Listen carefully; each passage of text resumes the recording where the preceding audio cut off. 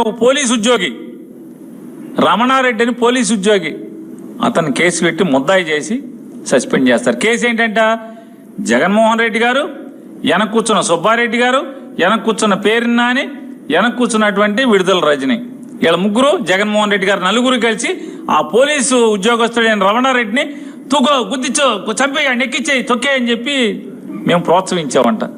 FIR content అది. అరే బుద్ధి లేదా మీకని చెప్తున్నాను. నారా చంద్రబాబు నాయుడు గారు ఇట్లాంటి తప్పుడు కేసులు కట్టాకి సిగ్గు కూడా పడరా అని అడుగుతున్నాను.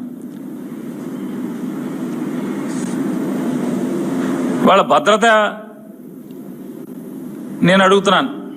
జగన్మోహన్ రెడ్డి గారి పర్యటనలో భద్రత ఏమాత్రం మాకు బాధ్యత లేదన్న రీతిలో వ్యవహరిస్తున్నటువంటి ఈ పోలీసు వ్యవస్థలో ఉన్నటువంటి పెద్ద కుర్చీ కోసం మీరు పాకులాడి చంద్రబాబు నాయుడు దగ్గర తొత్తులుగా మారితే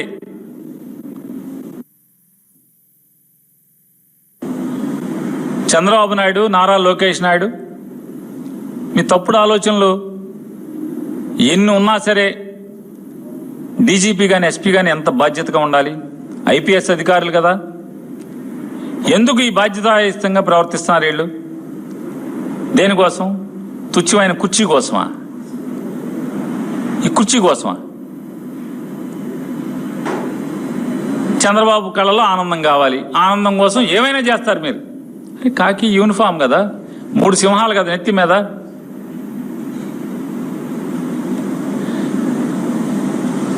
జగన్మోహన్ రెడ్డి గారికి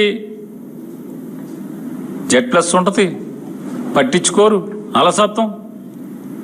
ఒకసారి అయితే పొరపాటు.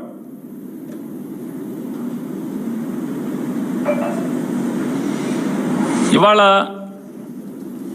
ఇటువంటి తప్పుడు ఆలోచనలు కట్టిపెట్టమని చెప్పని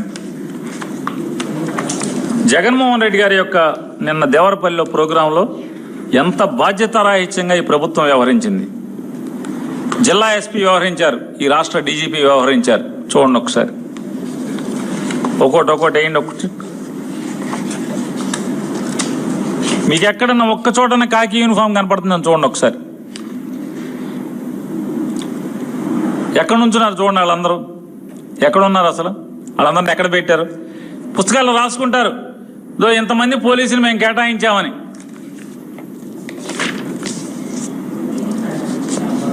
శుభ్రంగా ఇక్కడ కూర్చుని ఏం చేస్తారు చూడండి. వాళ్ళందరూ నుంచుని వాళ్ళ తప్పని నేను అంటలా.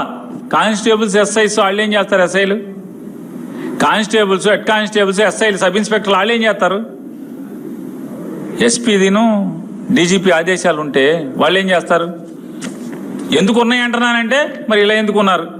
ఒక్క పోలీసు కూడా ఎందుకు లేరు? Z+ కేటగిరీలో ఉన్నటువంటి ఒక రాష్ట్ర మాజీ ముఖ్యమంత్రి అతని పర్యటనలో ఈ రకంగా ఒక్క పోలీసు లేకుండా, పోలీసులు ఎక్కడి నుంచి ఉన్నారు చూశారు అక్కడ ఫోటోలో. చూడండి అతని చుట్టూ పరిస్థితి, జగన్మోహన్ రెడ్డి గారి చుట్టూ పరిస్థితి ఎట్లా ఉందో చూడండి.